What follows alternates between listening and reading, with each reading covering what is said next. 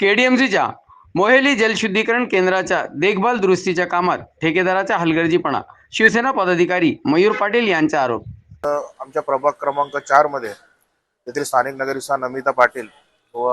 रोहनकोट यांच्या मार्फत आज माननीय आयुक्त महोदय यांना निवेदन देण्यात आलेले आहे। ते निवेदन देण्याचं कारण एकच आहे की या भागामध्ये होणाऱ्या पाणी टंचाईबाबत आणि या शहरामध्ये होणाऱ्या पाणी टंचाईबाबत त्याला एकच कारणीभूत आहे, ते म्हणजे त्या मोहिली येथे जो 100 MLT चा प्लांट आहे आणि त्याचा मेंटेनन्सचा जो ठेका महाराष्ट्र इलेक्ट्रिक वर्क्स यांना दिलेला आहे आणि त्यांनी त्यांच्या कामामध्ये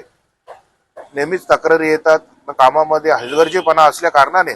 आज माननीय आयुक्त महोदय यांना हे निवेदन देण्यात आलेले आहेत आणि त्याच्यामध्ये मुद्दे सकट त्यांनी काय काय जे आहेत परिस्थिती आहेत, जे सिस्टम आहेत त्याच्यामध्ये काय करायला पाहिजे त्या गोष्टी होत नसल्या कारणाने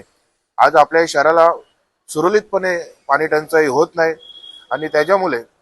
सुरळीत प्रमाणे पाणी भेटत नाही आणि पूर्ण शहरामध्ये पाणी टंचाई होत आहे। त्याला एकमेव कारण म्हणजे जो मेंटेनन्सचा ठेका दिलेला आहे महाराष्ट्र इलेक्ट्रिक वर्क्स। तर मी आयुक्त महोदयांना त्यांच्या निर्देशन आणून दिलेले आहे की ह्या MLT प्लॅन्टवर मोहिलीचे तुम्ही प्रत्यक्ष पाणी दौरा करा आणि तिथे असलेल्या त्रुटी बघा आणि त्या त्रुटी जेव्हा दूर होतील तेव्हाच आपल्या या भागाला पाणी पुरवठा व्यवस्थित होईल। त्यासाठी आम्ही आज तिथे भेट घेतलेली आहे।